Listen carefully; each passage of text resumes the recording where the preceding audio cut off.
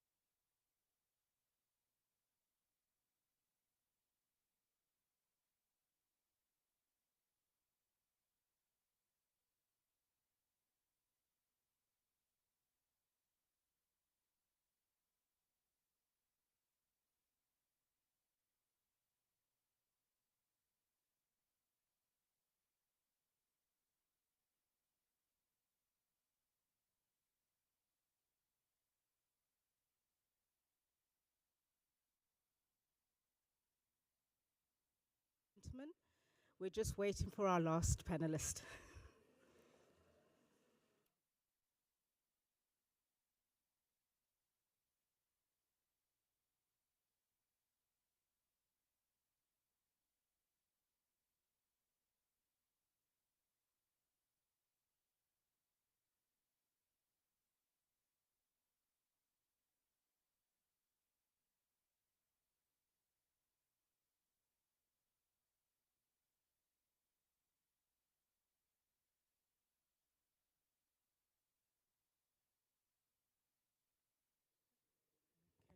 So, good afternoon, ladies and gentlemen, and welcome to this session where we will be really looking into how the financial sector can support innovation, can help catalyze the transitions that we need to see in the agricultural space as well as more broadly around the food system space. I'd like to welcome you to the South African Pavilion, a very important partnership between business and government, really bringing different stakeholders together to hold important conversations on critical topics.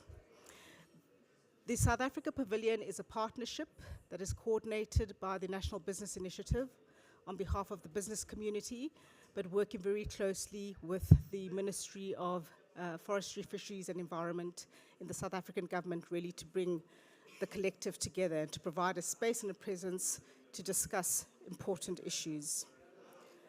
I'd further like to welcome you to this very important session on a key part of the African economy.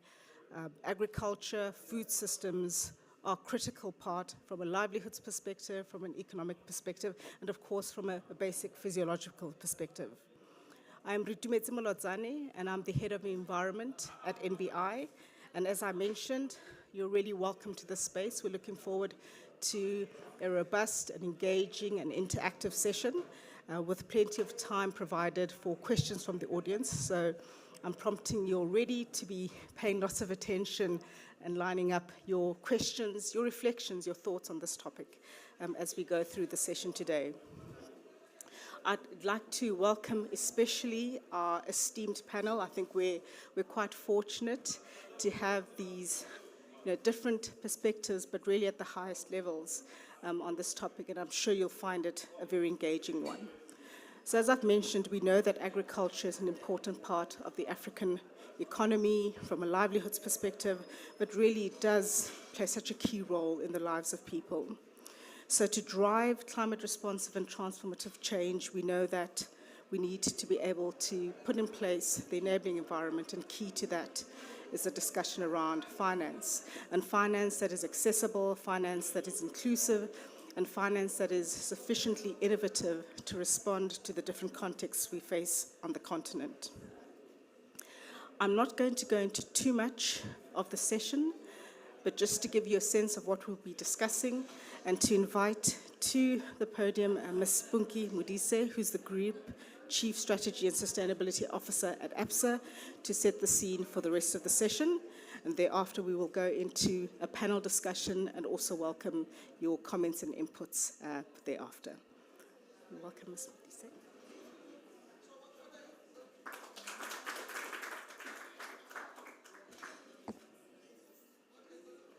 Thanks, Ritumetse. From my side, esteemed panelists, both present and then also online, alongside, I think, with our distinguished moderator and guests, as well as my valued ABSA colleagues that are here with me. I extend, I think, a warm greeting to each and every one of you in the room. As Ritumetse has said, my name is Punki Modise. I'm the Chief Sustainability and Strategy Officer at the ABSA Group, and I'm really the sponsor of the South African Pavilion. Our diverse delegation reflects our commitment as a group to empowering growth, livelihoods, and prosperity across the entire continent. Recognizing the pivotal role that banks play in sustainability as well as facilitating growth, we at ABSA, are driven by our purpose, which is to empower Africa's tomorrow together, one story at a time. We approach this responsibility with dedication, collaboration, and with partners to seek sustainable solutions for a faster as well as a safer world for all.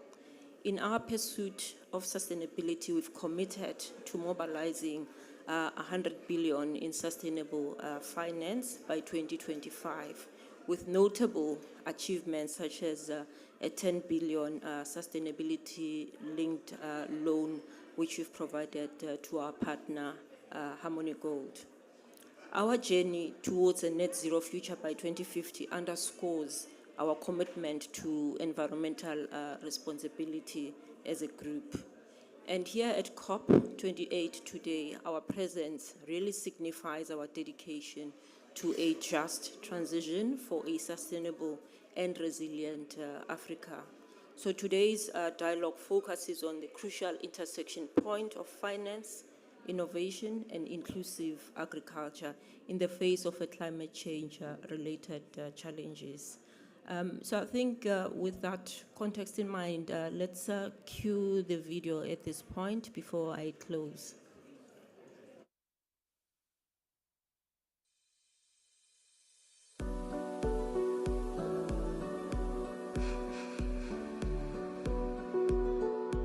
Climate change is a global challenge that doesn't differentiate between developed and undeveloped economies. It is not a government problem. It is not a business problem. It's each and every one of us problem. COP28 is very important for us because it provides us a good opportunity to benchmark some of the work that we are doing in the bank to ensure that we come up with sustainable programs that help to make sure that we're able to mitigate negative implications of climate change. Number two is that also what it does, it gives us an opportunity as a bank to showcase some of the good work that is being done in all the markets where we are doing business. And thirdly, also just to collaborate and bring great ideas that exist globally so that we can push the boundaries and ensure that we come up with sustainable long-term impact around some of the challenges that we see in the planet.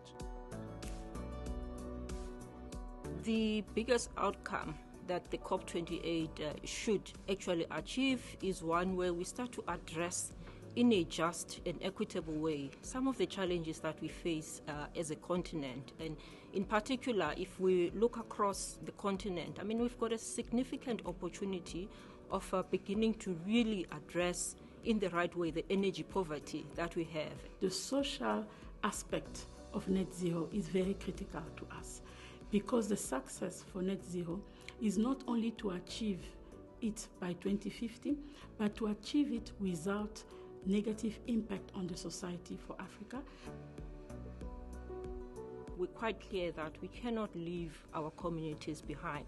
That's why we prescribe and subscribe to the notion of a just transition. And it's quite important that the African continent speak for itself, that we speak for ourselves, and as an organization we want to add our voice. Through the ecosystem approach, we must work together, engage each other, if in fact challenge each other with regards to how much progress we're making. And then by so doing, my view is that we'll come up with better plans that are sustainable, that can really make a meaningful difference over time.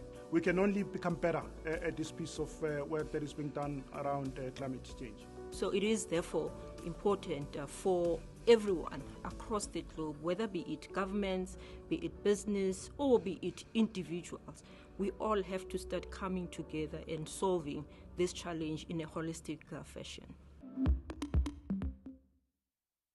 Thank you. Over to you, Ritumetse.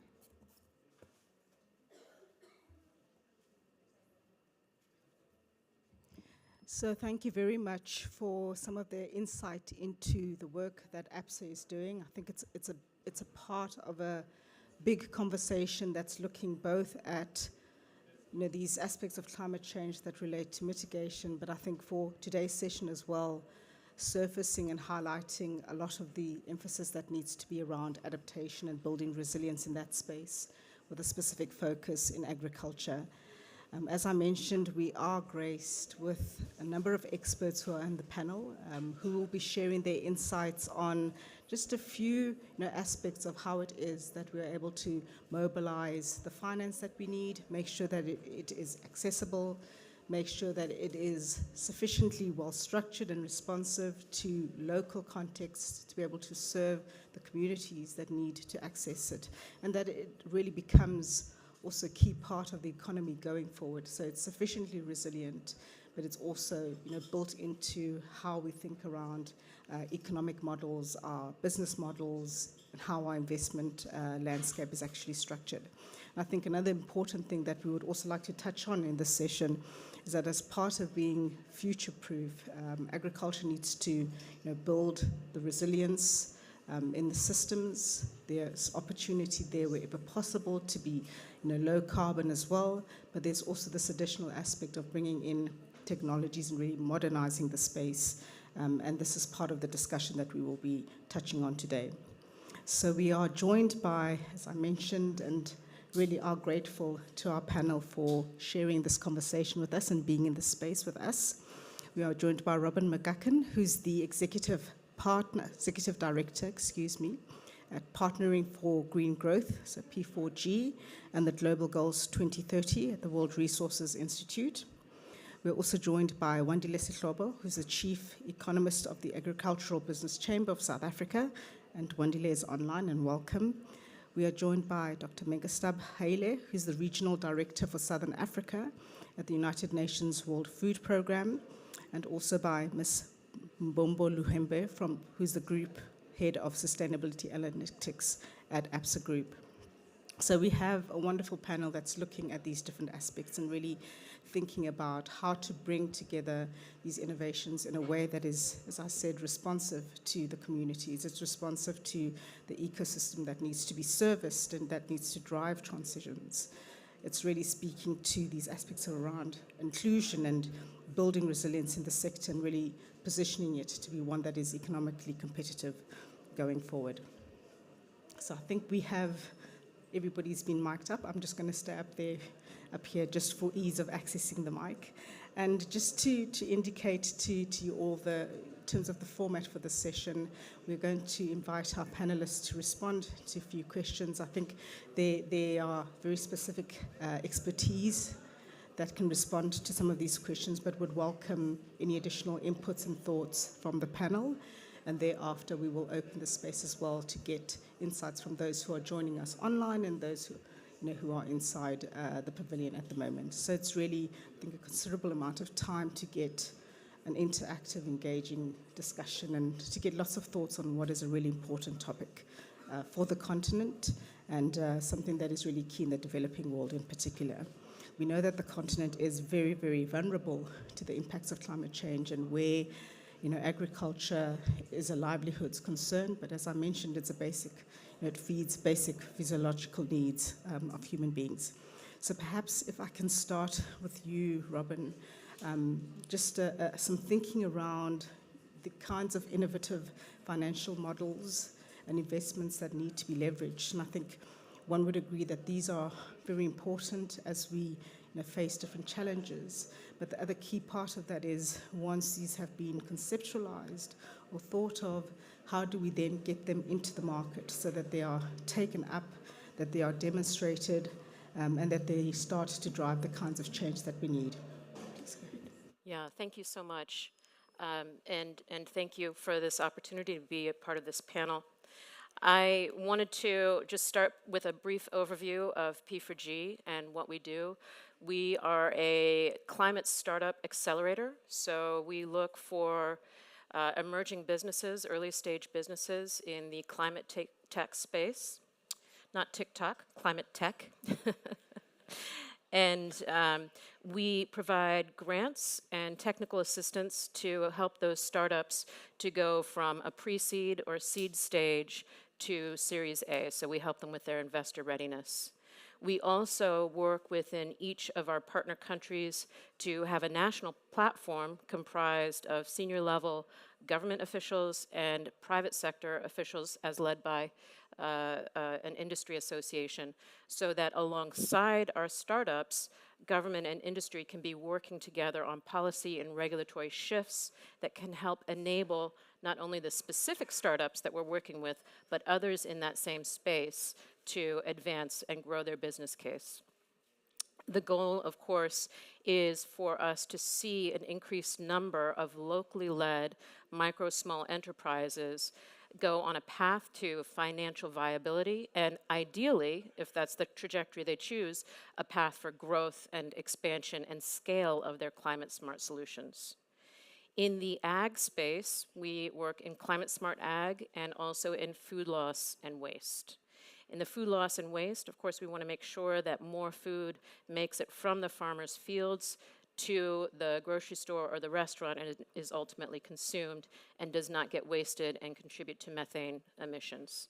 For climate smart ag, we work both on the tech side, looking for increased tech approaches to agriculture, as well as working on landscape restoration and agroforestry type of practices where we can really improve soil health and carbon sequestration. So getting to your question about innovative financial mechanisms, one thing I will say is every single one of our startups requires innovative financial mechanisms. And one of the real challenges we face is that every startup is a little different. Even if they're working in the same climate smart ag space or in the same food loss and waste, they require different capital structures. They do need a blended finance structure. One of the key aspects for all of them is the early stage funding that allows them to get through what's called the valley of death from a revenue perspective. This is when a startup is spending a lot of money to get their product to the marketplace and to secure their first customer contracts before they then start earning revenue and getting to a point of bankability. So our grants help them get through that period of time. But what we see in many of our implementing countries is there is not enough funding flowing into that space. Even where there are active accelerators, the accelerators within our low-mid-income countries do not have the kind of capital to put in and the patient capital to put into these businesses to help them have the runway they need to get to a revenue positive perspective. So one of the key aspects is having that foundation of some form of patient capital, and typically that needs to be philanthropic capital. And then there is a blend of equity and debt, depending on the capital structure that's needed for the business. And in the ag space, one of the things we really are looking for and trying to encourage more of is carbon credits. Carbon credits as an additional revenue stream, which may not be terribly significant in and of themselves, but can help boost that revenue return, boost that IRR by a percentage point or two, and get them to an improved bankability case. The other thing we're looking at is landscape restoration, credits for ecological services. And this is an emerging area, an area that needs a lot more work and research, and something that our host institute, World Resources Institute, is working on as well. So those are a few of the mechanisms that we see coming up in this space. Robin, oopsie. Thank you very much, Robin. I didn't realize my voice was that loud.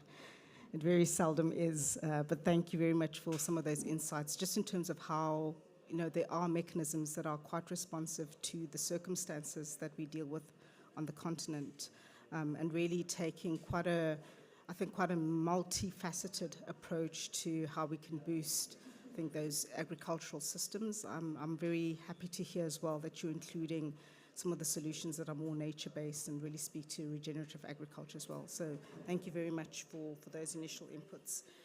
If I may go ahead to maybe to Dr. Haile as well, I think I would like to get your insights, particularly in the space that you're dealing with, the most vulnerable when it comes to food security, and really what sorts of mechanisms and innovations you're seeing in this space or you feel are really required to make sure that those vulnerable communities are able to access the finance and the opportunities that they need to address some of these challenges that they're facing. Well, thank you very much, and thank you very much for inviting us here.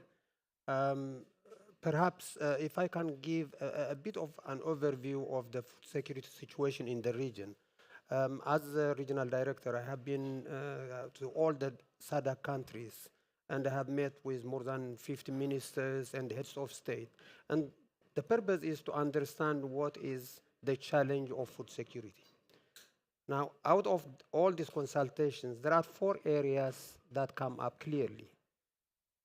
Number one is the food systems that the region is dependent on is highly vulnerable. Except perhaps South Africa, all the other countries, the foods that we consume are dependent on rain-fed agriculture, smallholder farmers, mostly women, and it's traditional. Now, even if there is no climate change, even if there is no COVID, even if there is no other issues, you will not be food secure with that kind of agricultural practice.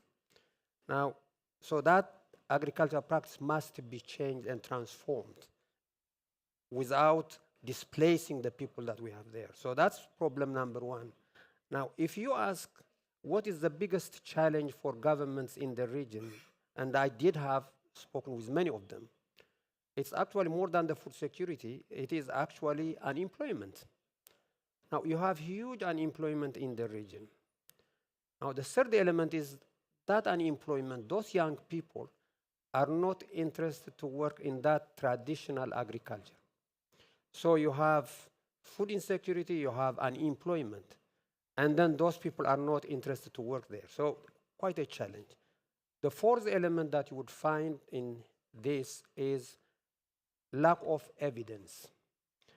Most governments, Ministry of Irrigation or Ministry of Finance plans this way, and the Minister of Agriculture could plan another way because there is no integrated information that they have that they work together.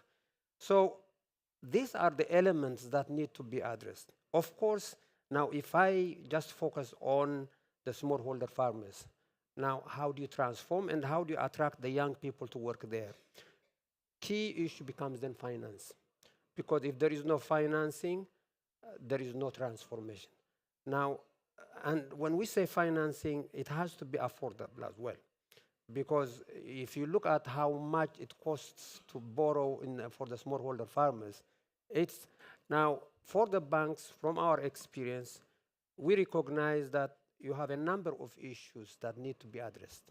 And as humanitarian organization and others, the UN, we are happy to work with you and with the private sector and with everyone to see how can you actually help the smallholder farmers in financing.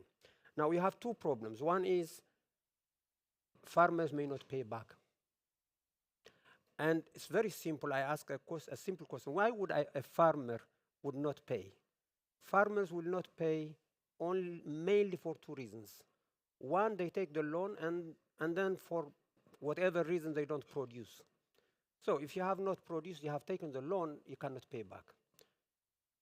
But mostly it is drought, and therefore that area could be covered by insurance. And in WFP or the African Union, ARC, and so on, there are mechanisms for insuring that part. So that opens up for the financing institutions to support. The second element is you produce but you cannot sell. Now, if you cannot sell, then you cannot pay back. Now, as WFP and with our partners, we can support as an off-taker, because if it is the vulnerable communities that are suffering, then if they produce, then how can we help them to take that? And we have done that. Last year, we bought from smallholder farmers 120,000 metric tons of food. Overall in Africa, we bought 1 million metric tons. So this is quite a significant amount. And in fact, we can buy at a higher premium for if we are buying from smallholder farmers. So these are facilities that will help us together to address the food security situation and agriculture production. Now, one key issue is if we don't change the productivity of agriculture, in Southern Africa, you have two big issues that contribute to the world climate. It is you have the biodiversity, all the elephants and the lions and so on, they are in Southern Africa. If we don't increase the productivity of those people living around those areas, they are going to destroy those animals.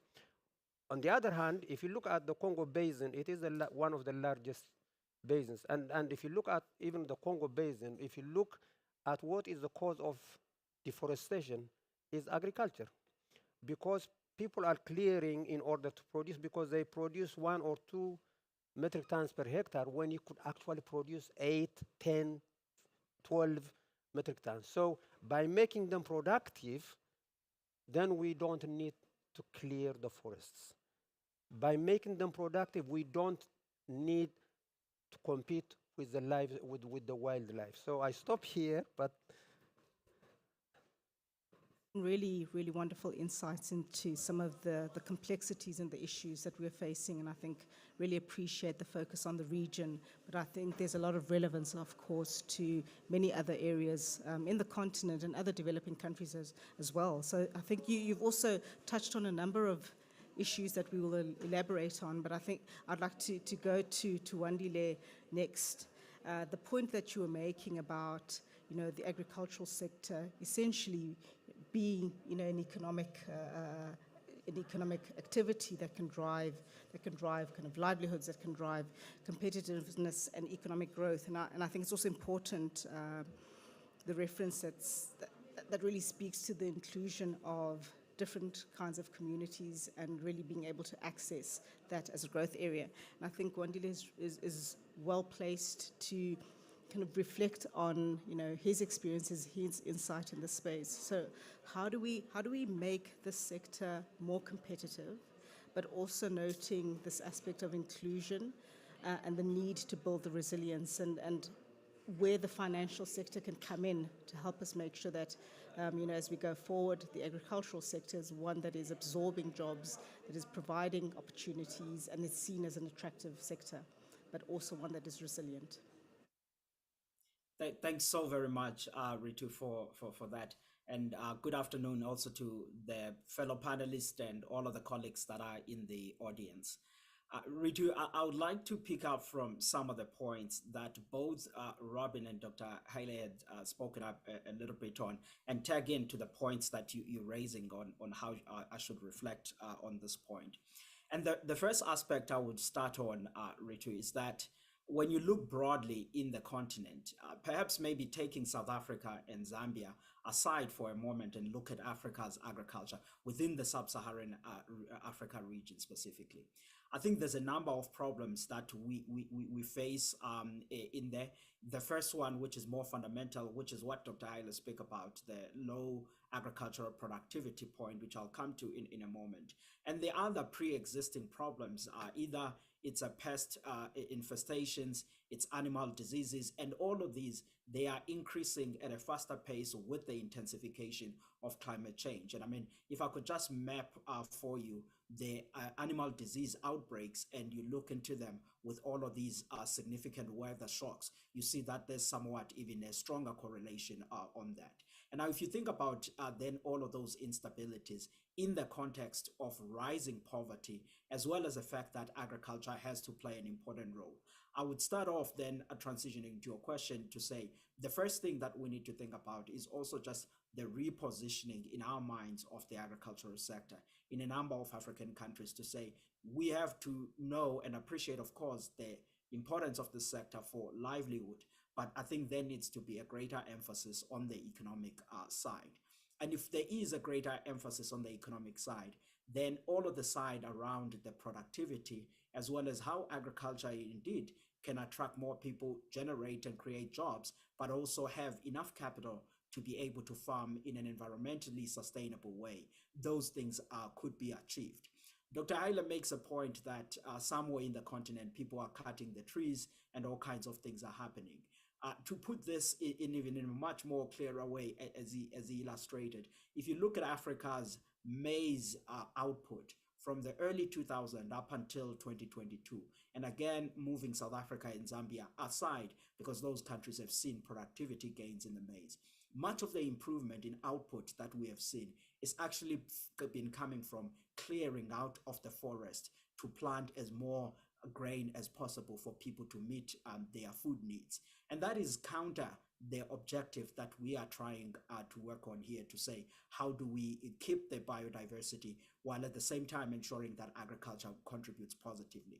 Then the question may be asked to say, okay, but what's behind this low productivity challenge that Africa is facing, which is at the core of vulnerability as well as a core of poverty?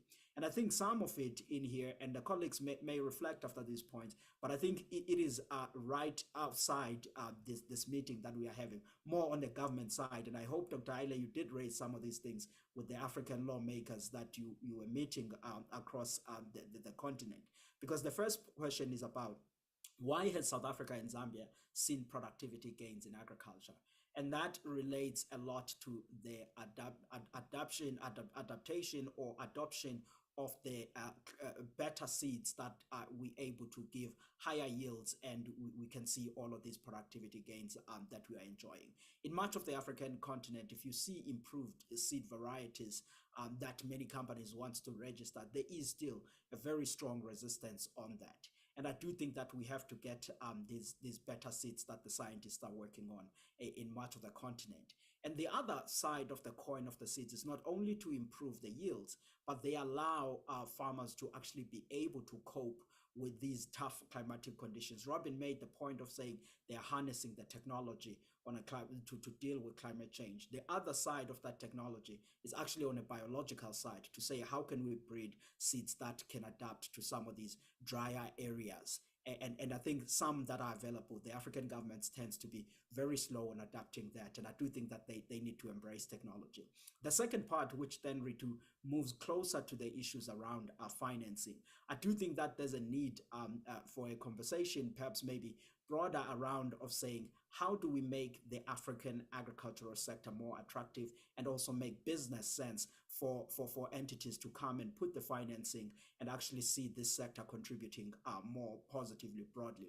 And I think that relates to the aspect of saying there are fundamental issues that needs to be resolved. Again, Robin made a point about food losses. Those food losses are there because the value chains are very fragile. And those value chains are very fragile because the infrastructure component is really not there in some of the African continent. And it's for the public sector to invest on those public infrastructures. And there are points that can be made at the later stage about the land governance that also needs to be improved. And I think putting all of those things in combination begins to make the sector more attractive. Once then the sector is more attractive, then we can transition then and say, okay, how do we come up with the better farming methods, conservation agriculture, precision farming, and all of these things that would enable farmers to cope well with this environment, produce sufficient food in a better production methods that is conscious of the environment that we're operating in, but still also be able to resolve the three major problems in Africa, which is that of low growth, higher unemployment, and of course the poverty that is there. And there are studies from all over that agriculture could make a dent in those things and push us forward in progressing on resolving those problems. But I do think that before we begin then thinking about what are some of the innovative methods that can get us to produce well in this challenging climate change environment, there are fundamental things that the policymakers in a number of countries need to do that. And I will close, Richard, to say I make these points that are more broadly in here because if you compare what gets to happen in South Africa, as an example, with much of the African continent, because of these technologies that we see being available in South Africa, more so in the commercial farming side, even when there are tough droughts like 2018, 2015, 16, yes, there was a great devastation in South African agricultural sector, but poverty levels were still contained in certain levels where the country could still cope. In a number of African countries, when there are droughts like that, it gets really to be infirming, which is where Dr. Haile gets to operate. He can give you examples of the countries that he gets to partake on that are being hard hit on this. But I think the insulation part begins to addressing those productivity questions and then bringing on the tech that helps us to cope with that, and finance become an enabling part of the system, but the lawmakers should do their part. Let me stop there, Ritu, and thanks so much. So thank you very much, Wandile. I think I don't know how you were able to pack, I think, so much insight and really such a great understanding of the complexities of the system, all the way from the macroeconomic to now focusing a little bit more on specific technological interventions that need to be introduced, as well as that broader enabling environment. And while we may not be able to tackle everything, I do think we're quite fortunate. We also have Ms. Luhembe in the room, who's really representing that finance view. And I'd like to maybe just pick one or two of the really great points that you made around the technological advances and the infrastructure that also helps to contribute to resilience, and perhaps focusing a little bit more on maybe the water sector, and really to get your reflections on how do we start to ensure that perhaps the most vulnerable, but understanding that the value chain is much more complex. So you've got your commercial, but also the vulnerable are able to access credit and some of that knowledge resources around technology, around information that can help to enhance and insulate them against some of the worsening conditions that we're seeing on the continent. No, thank you, Heitu Messi, and good afternoon to all. So before I go into the question, I just want to highlight that as a Pan-African bank that operates in more than 10 countries on the continent, we see agriculture as a main sector in which we finance. We are a leader in financing agriculture. And in terms of our strategy when it comes to ESG, we focus on financial and inclusion, diversity and inclusion, and climate. And you will see that I said inclusion twice because it talks to the most vulnerable, as you are saying, and it also talks to climate. So when we look at agriculture, one of the key aspects of our strategy is to focus on understanding the physical risk and transition risk. As climate changes, the agriculture are one of the most vulnerable because they have to adapt, as you said, to drought with water, but also they have to make sure that they transition their production so that they stay competitive, especially those who export. And then you also talk about water scarcity. And the other point that we look at is the social impact of agriculture. So if I have to look at water scarcity from a group point of view, we have, in collaboration with a third party, developed software so that our agriculture, our farmers are able to estimate the irrigation of water that is needed. So armed with that, and also armed with some dashboard that we have developed in terms of the climate risk that some of our farmers are exposed to, we are able to engage them from a point of understanding the current risk and the future risk that they are exposed to. And we even went as far as organizing a trip to some part of the world where there is a significant water scarcity, so that our farmer can understand the innovation that is taking place there, so that they can import that technology and know-how into South Africa and also other parts of the African continent. And then when we talk about social impact and the vulnerability of the agriculture sector on the continent, developing small farmers and integrating them to the corporate supply chain is very critical to us. Again, in partnership with some third party, we put together an app that plays three roles. The first one is to make the small farmer be bank ready. The other one is to make sure that it improves the quality of their crop. And also the same app is used as a payment platform for the farmers. So the app is enabling the developing farmers, we don't want to call them small farmers, but rather developing farmers to integrate the bigger supplier chain. And that is the way where we put together both innovation, but also creativity in finance to make sure that as the farmers, as we journey with our farmers, we make them bank ready, they are able to have access to the finance, but also they are able to improve the quality of their crops and also transition their production. So that is a way that we as an organization are supporting the sector.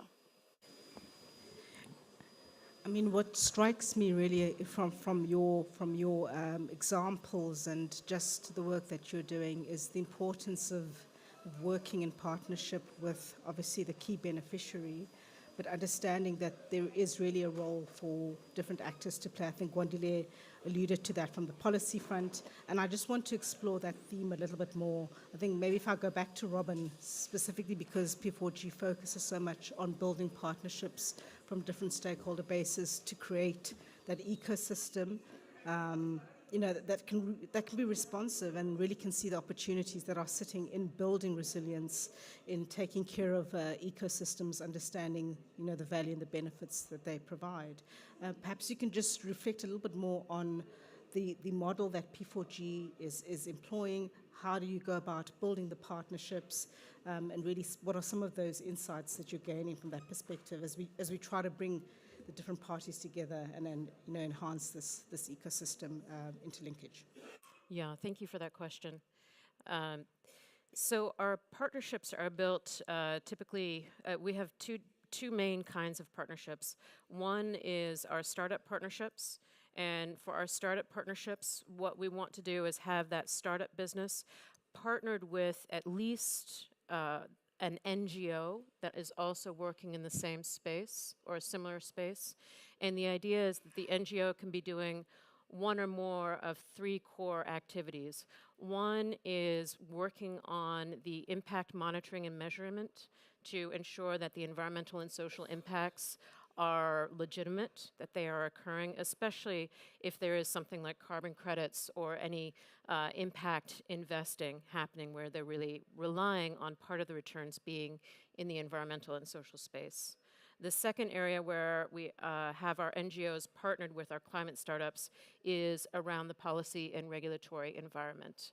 So where the NGOs can be working with the startup to understand some of their business needs and pain points, and then also working with government and large industry on how to, and doing some of the modeling and or white paper around what kind of regulatory reform could work for the government, for large industry, and to help enable startups. This kind of work creates a very vibrant partnership, not only for the benefit of the startup, but also for the benefit of the economy and to have a climate resilient economy. In the agriculture space, we have some very interesting partnerships when it comes to sustainable agriculture and sustainable forestry. And one of the things, one of the speakers mentioned was shifting cropping patterns. As we see warming, we do have shifting cropping patterns. And in some parts of the world, this creates opportunities. In others, this means that agricultural practices need to change. And some of those changes can be both costly and painful, especially if they are more sustainable shifts. And so what we're seeing in the agroforestry space is some of our partnerships coming up with very innovative ideas, such as using trees as an asset. So think about having an avocado tree or a bamboo forest, something where it takes multiple years before there's productivity from your forest. Being able to count those trees as assets, as bankable assets, can help the smallholder farmer with their livelihoods while they're waiting for the productivity of that crop. Thanks very much, Robin. I think I'd want to jump ahead now to go back to Wandile again, because you mentioned one particular stakeholder, but understanding that we're entering an ecosystem. We've got representatives from different spaces here, but just your reflections on how do we strengthen that ecosystem and make sure that we are talking to one another, we're working together, and rather than waiting on one particular actor to kind of unlock the opportunities that are sitting in the space. Sure. Ritu, thanks for that. And also the fact that I don't want to paint South Africa as an island of excellence when it comes to agriculture in the continent, because it certainly is not. We are doing the best we can, and have made inroads compared to a number of countries, but we are not an island of angels, in a sense that we still have two agricultures in South Africa.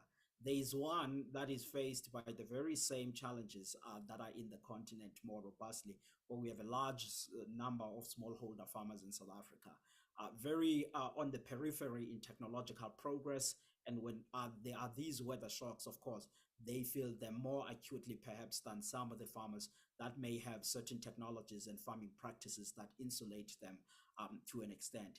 And I guess then this brings us to the question that you put on the table to say, how do we bring then as many stakeholders as we can so that we not only address the issue of low agricultural productivity, but we also begin to adapt well and deal with the climatic conditions that we are in, and ensure that the agricultural sector produces in a sustainable way. What we have done in South Africa, colleagues that are from the country that are in the room, they probably tired of hearing about this. We have what we call the Agriculture and the Agro-Processing Master Plan, which in fact pulls some of the themes that are related to climate adaptability in agriculture from some of the studies that have been done by Ritu's organization, the NBI, where we are thinking about what needs to be done. But on a stakeholder organizational side, that is an important process, because what it does, it brings the government to the table, it brings labor to the table, and it brings business to the table and community. And we all think together to say, we are here now, but how do we begin to grow the agricultural sector and do that in a way that is friendly for the environment, and at the same time making sure that it resolves some of the long-standing problems that we have. And what's beautiful about the process is that you now take a step deeper than only speaking at a broad national level, but really have clear interventions from a regional level, and be clear about what commodities you want to put in there. And thereafter begins to think with the financiers to say what sort of a financing that we need. Conceptually, we have all of these blended finance instruments in South Africa that we're thinking about. We're moving towards perhaps maybe some execution form within the coming year where we will test if we are able to see some bit of successes on that. I'm putting this on the table so that to say, for some of the other African countries where you're still grappling with some of these, this is some of the way of saying we're learning from those that are succeeding in our communities, but at the same time making sure that the plans that are created are not only a private sector plan or labor plan or government plan, but rather it's co-created so that the sense of responsibility, both for implementation, but also for the environment that we are operating in, everybody buys in onto that. And I do think that we have to have an appreciation that for farmers, there may be a sense that perhaps maybe they are not adapting faster enough in dealing with the climate change challenges. But I do think that there are some of those people that are not only even reading about the climate change, they are feeling it directly in their practices. And there are some of those people that are really care about the environment to say, yes, we are farming here today, but we have to put better practices on climate, because at the end of the day, we are still here next year and the year after.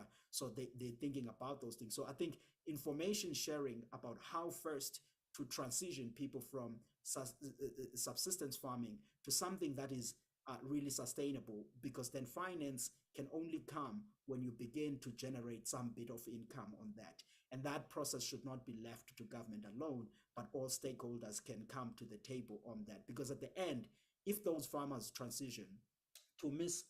Lumemba's point, those can be the bank and the other role players' clients, even those that are providing seeds, Robin's organization, all of those, they get to be the people that you work with in the long run as they move from subsistence to get to some form of a sustainable farming way. And they also take away the burden from the fiscus, because if you're sitting at subsistence year in, year out, you may need some form of support. But if you're progressing, you begin then to get to be a sustainable way financially, and of course then even on the environmental side, to have the capacity to apply better practices. So that's what we are trying to do, to marry our two agricultures in South Africa by bringing all stakeholders to the table. And I think that's something that in some form we can begin to even, as African countries, can learn a little bit from that, and of course adapt it to our varied environments that we operate in.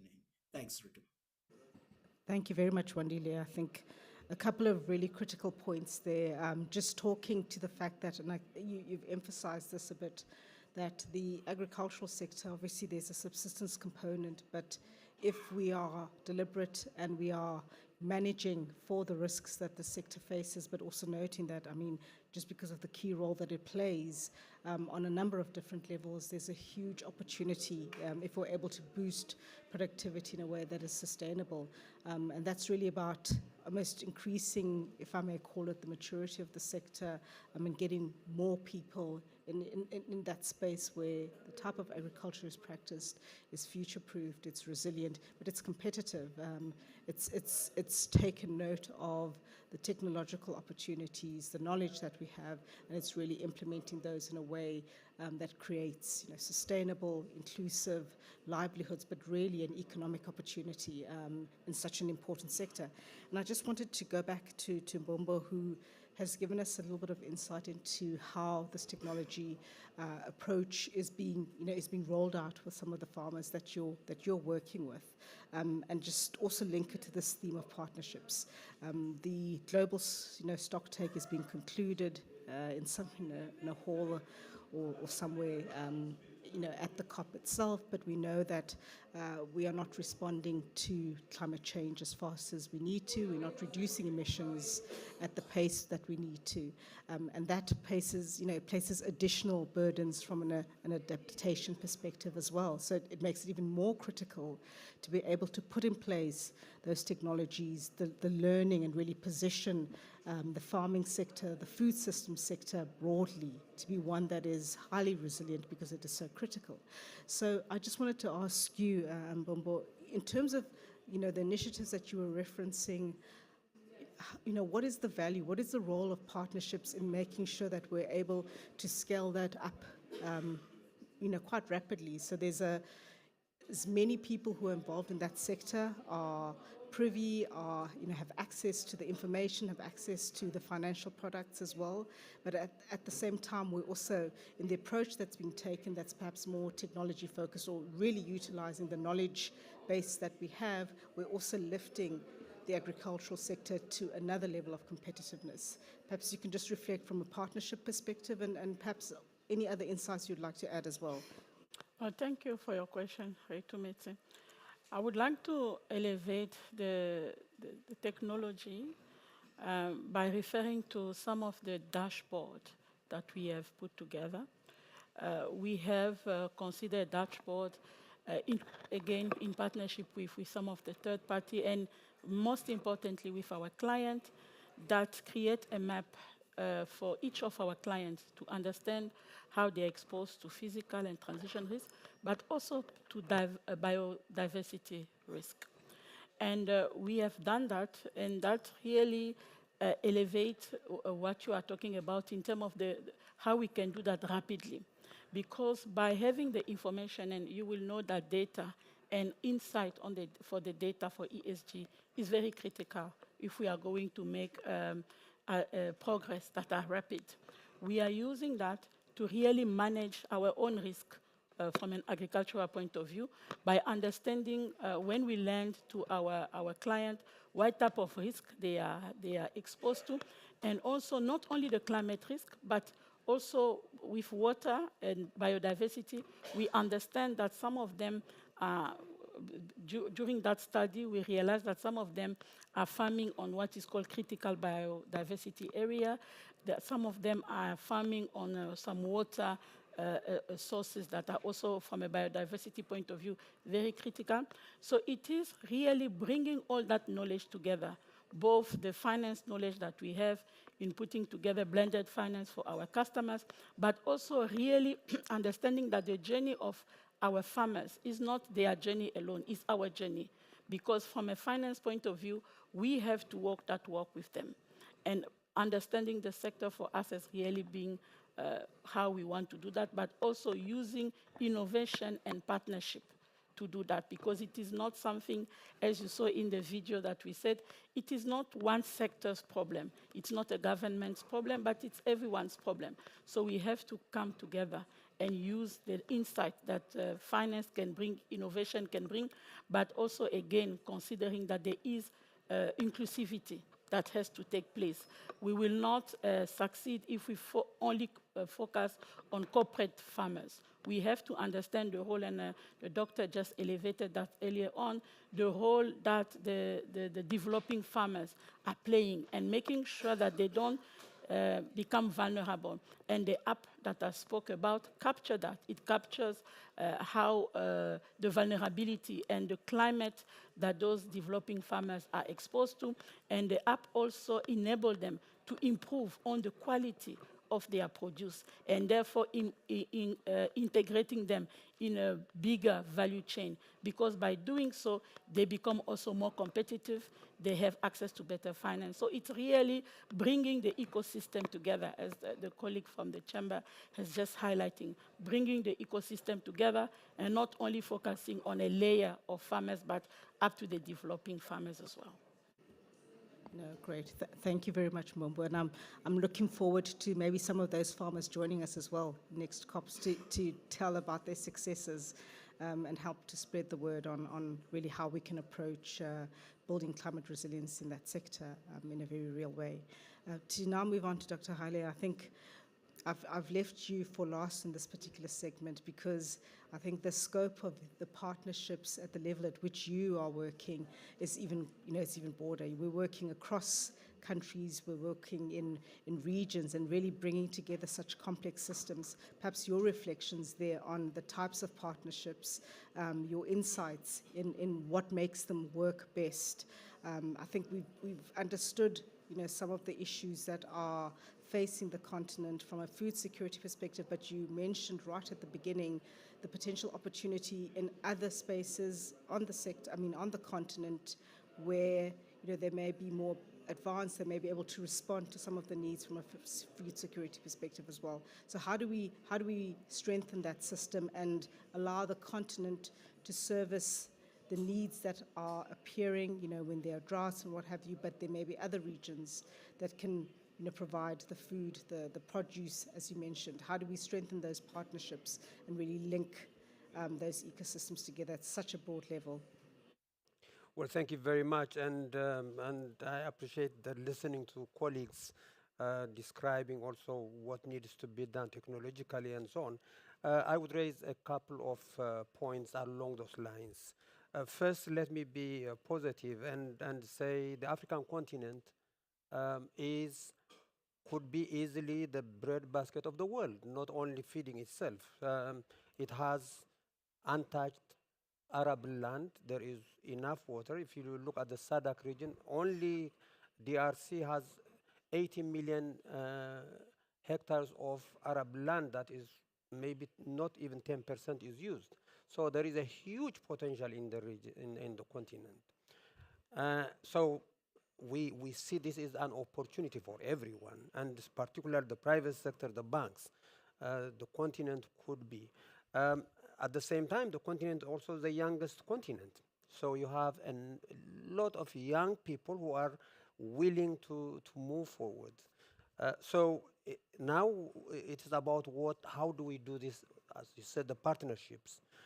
One thing that works that I have seen from my experience is how do you work with the communities? Start with the communities. Usually we say here is a solution, and we don't start with the communities. And if we don't, then you are missing the bigger picture. We cannot speak on their behalf when they actually know what is needed. Now, in this, I want to bring one area, because when we talk about agriculture and production, we forget nutrition. And then it is very important to think about when we say we are producing, but it has also to be nutritious food.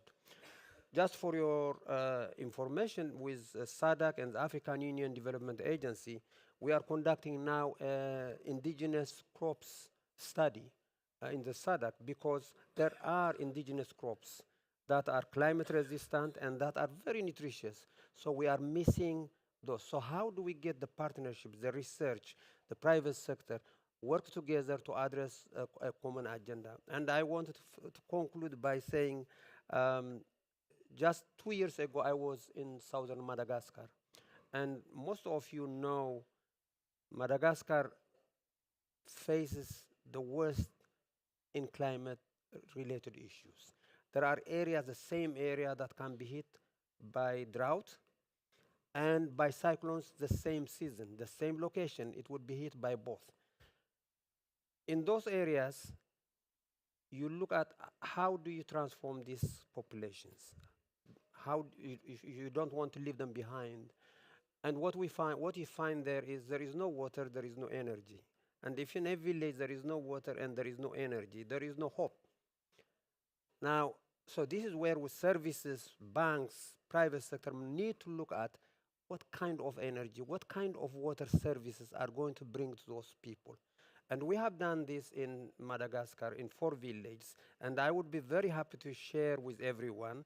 And in fact, just I want also to extend, because Madagascar will be presenting this on the 6th on their pavilion, where they would show how those villages have been transformed. 2 years ago, they were starving. I assure you, I have been there. Today, they would never be hungry again, simply because we put water and energy. And the way we did it, a 25 kilowatt solar panel, we put it there, we linked it to a borehole, we created hydroponics, and all whatever the environment. So I just wanted to finish with a positive note that it is possible, and there are experiences, and this is all through partnerships with the people, with the private sector, and with governments, of course. Yeah, no, we look forward to that session as well. Perhaps we can ask you to just tempt us and give us a little bit of insight into what they actually did in Madagascar as preparation for the full session that they will be having.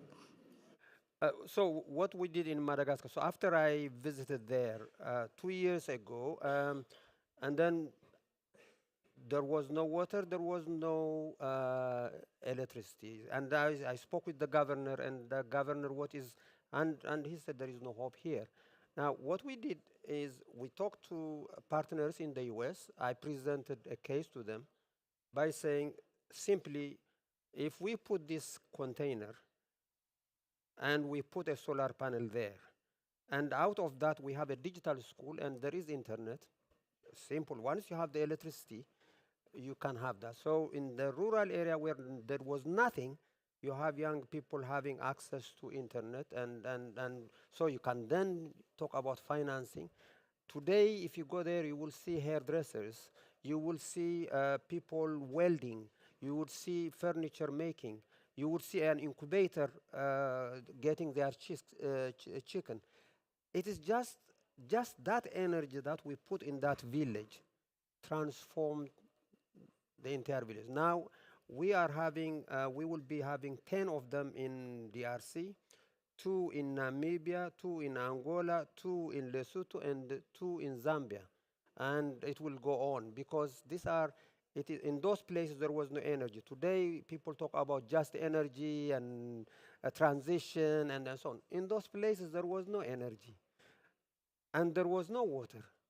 Now there is energy. So that is from no energy into energy. But that energy for those people transforms their lives. And so we have documentation that we will share. And we'll be happy to actually work with APSA and others to experiment this kind of, uh, even in South Africa, there are places where you could put those and run them. Okay. No, really looking forward to that session, and I think the offer has been heard, and I'm sure there'll be further conversations beyond this particular session. Yeah, it sounds like a fantastic story. I do recall kind of the gravity of the situation that Madagascar was facing, so it's heartening to hear that there are solutions, that the solutions are working, and I think the solutions are also inclusive, which is a really important point. I'd now like to perhaps give the panel a little bit of a break. We do have the opportunity to take any questions, reflections, or thoughts on some of the insights that have been shared. And then we will also allow the panel at a later stage to just reflect and share any of their closing remarks in the session. So I'm happy to give the opportunity for questions both online and in the room.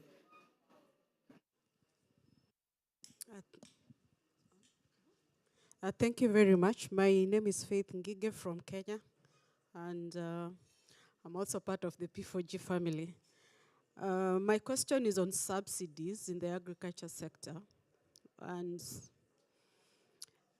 the interface between subsidy, competitiveness, and resilience. And we've also seen a lot of subsidies within the African setup. I could say they are not for climate.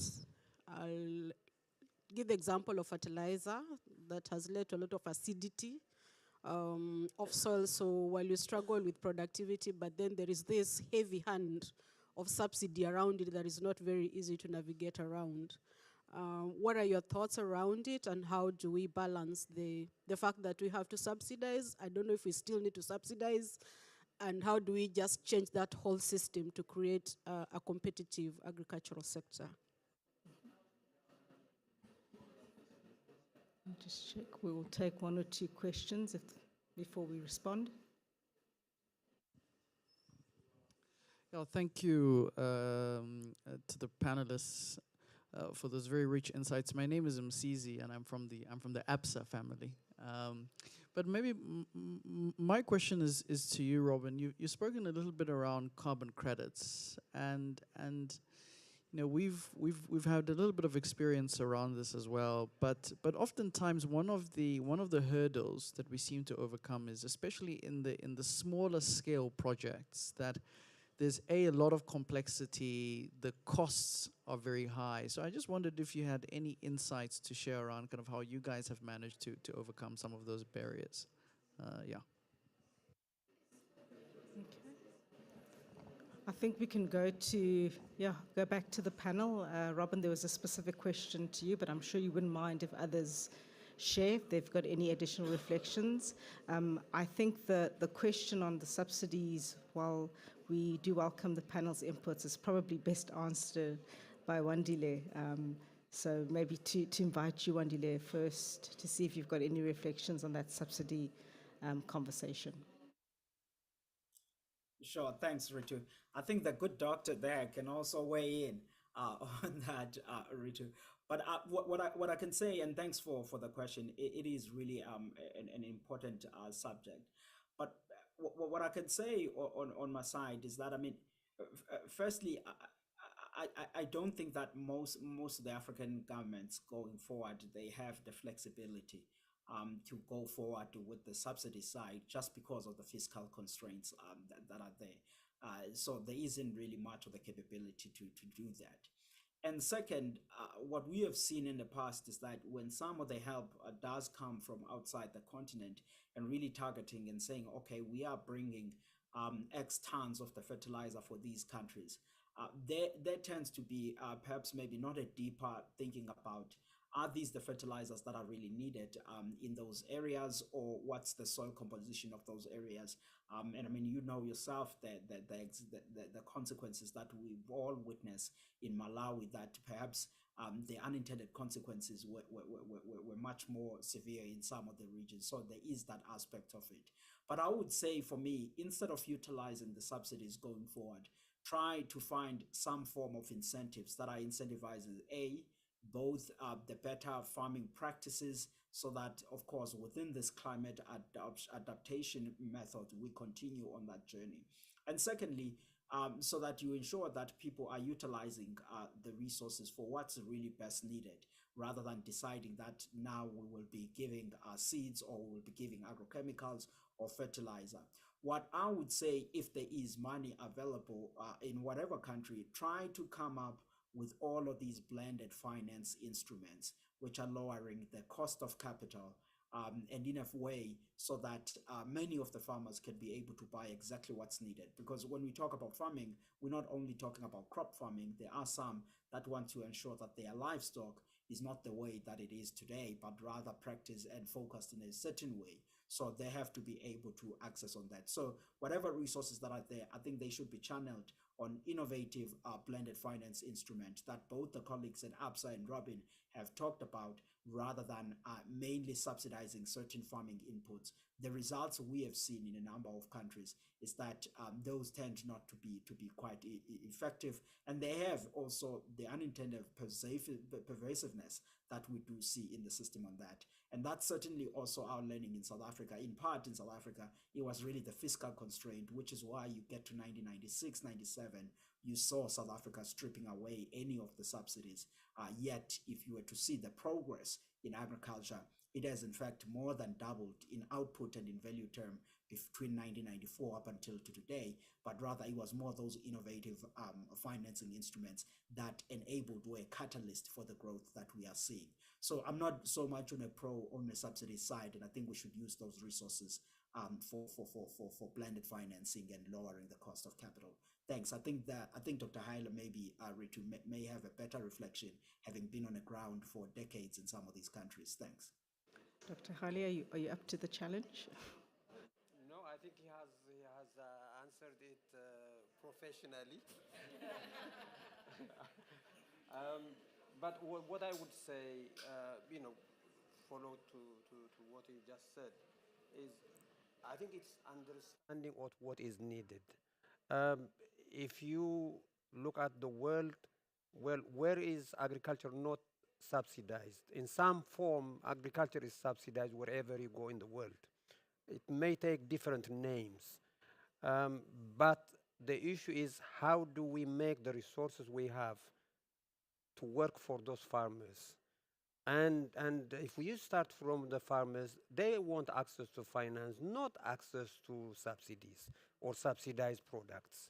And that is the area where we are struggling. And if we find ways of providing them with the necessary financing, I think, I just give you one example. I was in DRC and I asked a farmer. He had a small area, and he said, I asked him, now we gave you $75 for the last 3 months, and we were stopping.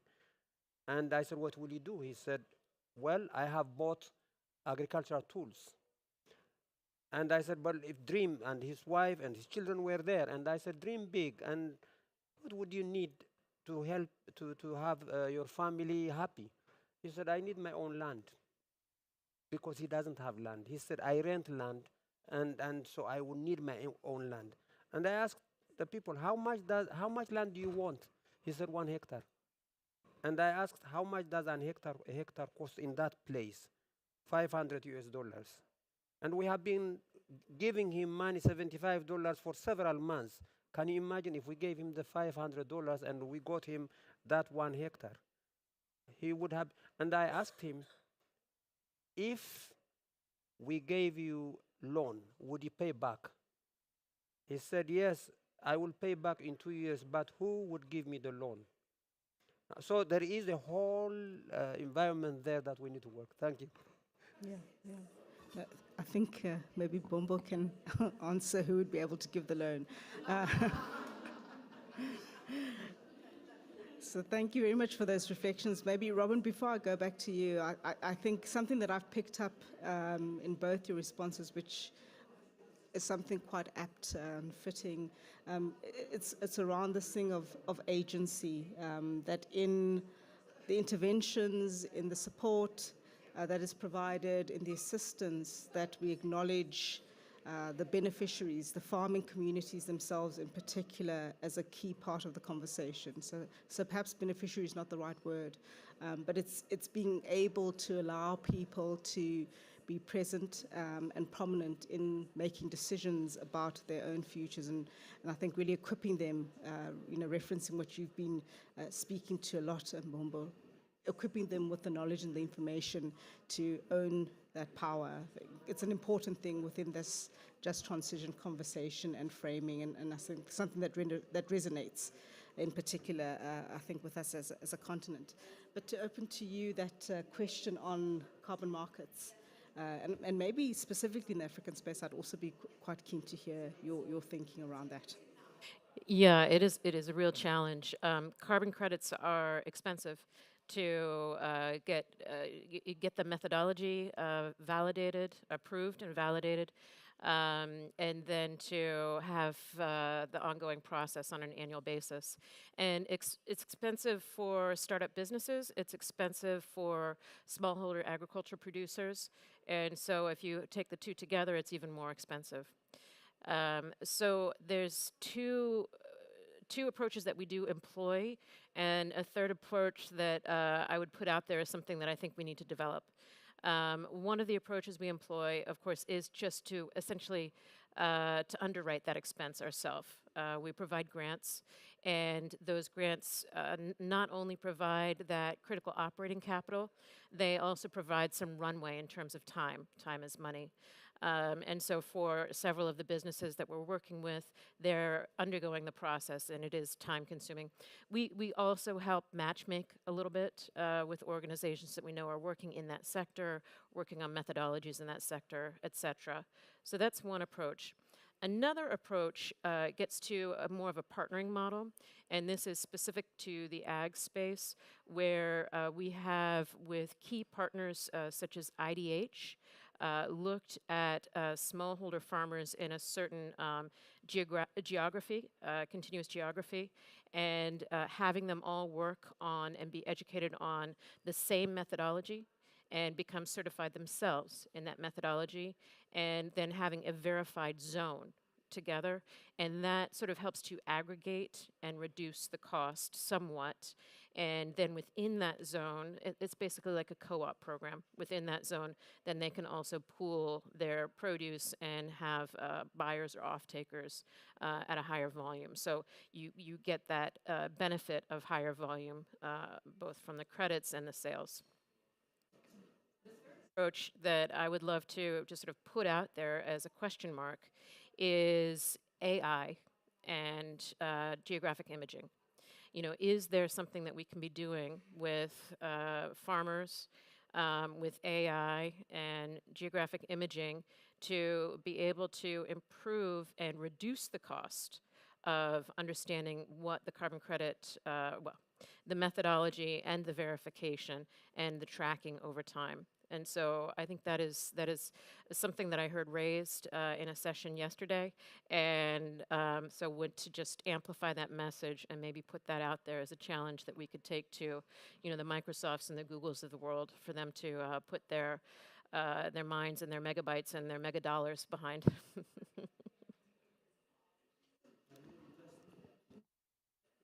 To add to what you said on the imaging and the AI, the Norwegians are paying for forest monitoring for the entire Africa, and the satellite that they are using, you actually identify each tree, and it is a 3-meter resolution. So it's a daily data. If you have that, And basically, in the end, you know each tree wherever it is, and if it is cut, you will see also what it is cut, and then your AI will help you. Whenever that tree is not there, it will tell you that tree is not there, and it will. So it is the technology is there. It's a question of how do we, you know, make it happen and put it in the hands of farmers. So let's continue the discussion after this as well.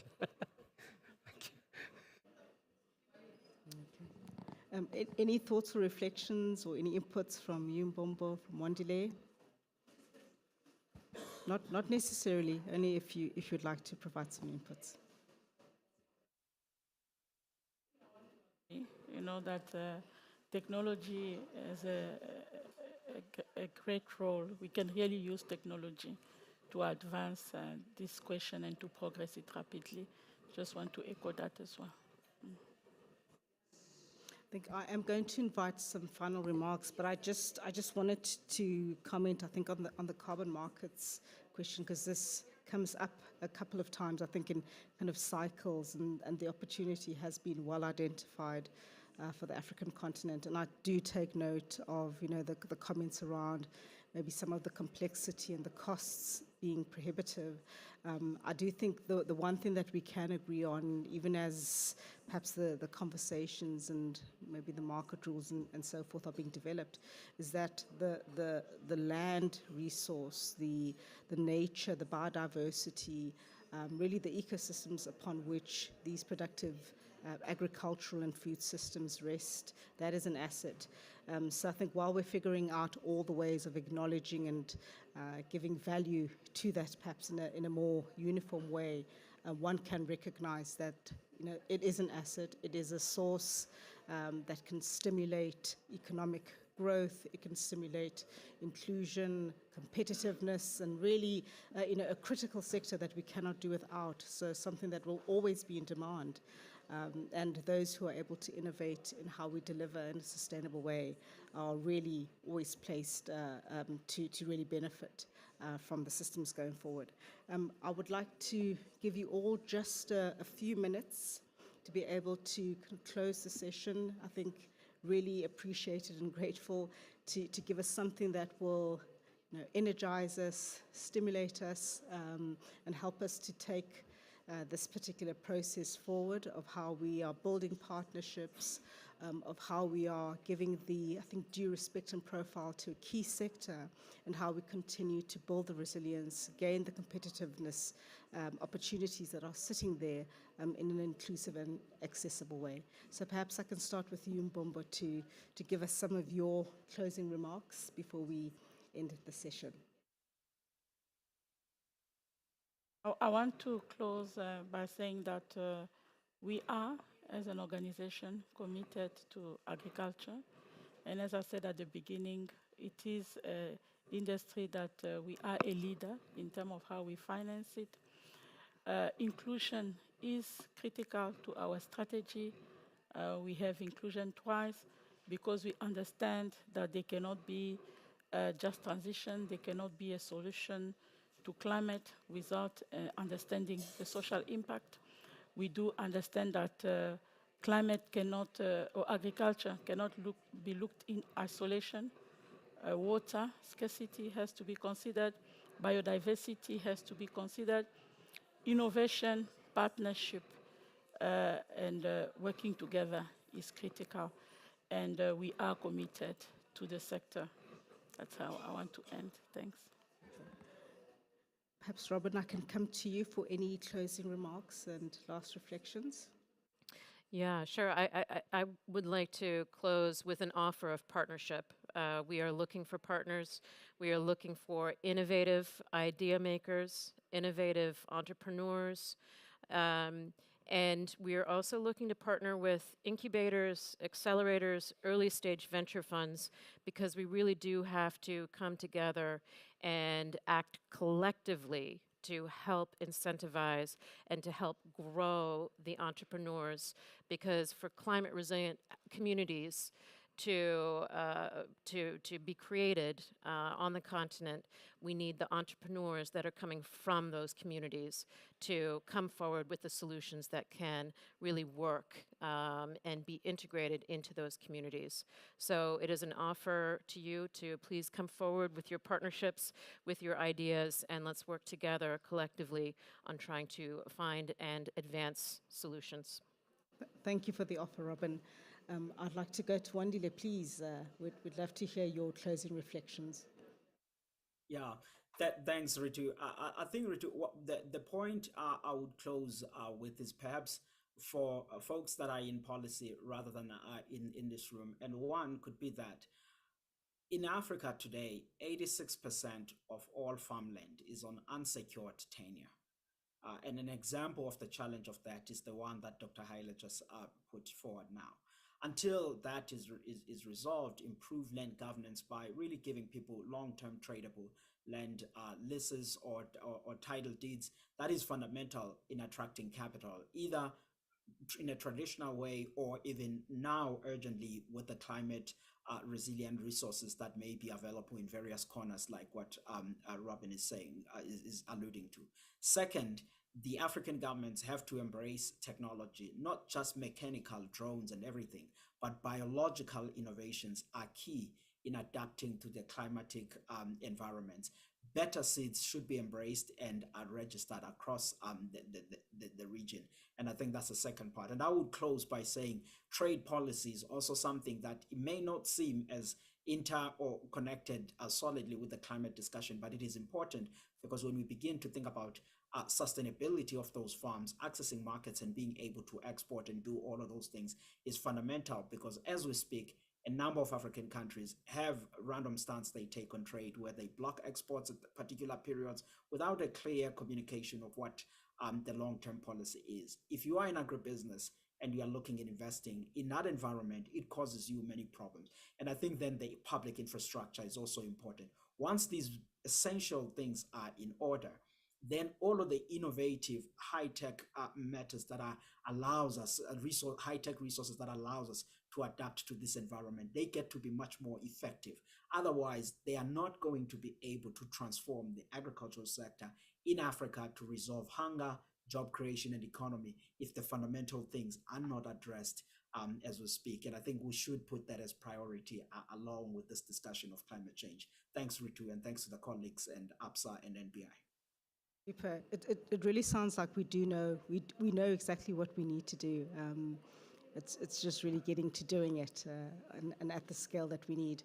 Dr. Haile, to you to share with us your closing remarks. Thank you very much. And just 2 points.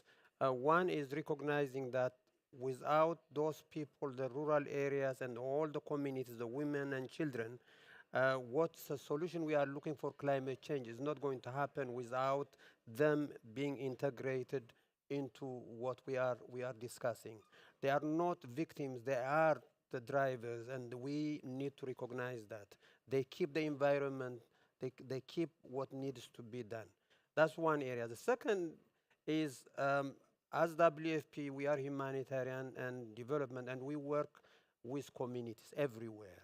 We work with governments. So I'm offering to the same offer that is the partnership, let's work together, because we have access to the farmers, we have access to the children, we have access to governments. So how can we work together? And we are open, and let's see how we can support you. And we have no problem when business makes money, because if the objective for us is to fight poverty, if you make money while you are fighting poverty, we are with you.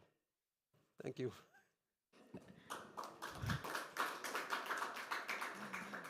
So thank you very much for those closing remarks. And as I've said, I've heard a whole range of, references to solutions, to projects, to innovations, invitations and offers. So I do hope at the next South Africa Pavilion at COP, wherever that is held, we'll be able to reflect on some of the successes that that emerged from today's session. I'd like to thank our panelists. Really a great pleasure and a great honor to have had you with us this afternoon. A wonderful session that I personally enjoyed it, and I do believe that those who joined the session online and in the room also enjoyed the session. I think, take home, we've been talking about the just transition in particular for South Africa. That's a big issue, but obviously in other countries as well. And agriculture hasn't really featured in that conversation. But I have heard, picking up these key themes where the communities, those who are directly impacted, those who need to drive the solutions, the uptake, and thereof are really at the center of this conversation. So in the systems and the mechanisms that we're employing, and I think we've heard about them today as well, this issue around agency, about enabling the innovation, the technology, the integrated approaches that bring in energy solutions that address key infrastructure in the water sector, for example, really do provide that agency that's needed. And in building the partnerships, recognizing the different parties that need to be around the table as equals, I think that gives us a wonderful foundation for responding to the challenges, but the huge opportunities that have also been highlighted today. So with that, I'd like to thank the panelists once more, to thank our gracious hosts in this session, APSA, and to thank you all, both in the room and online, for joining us.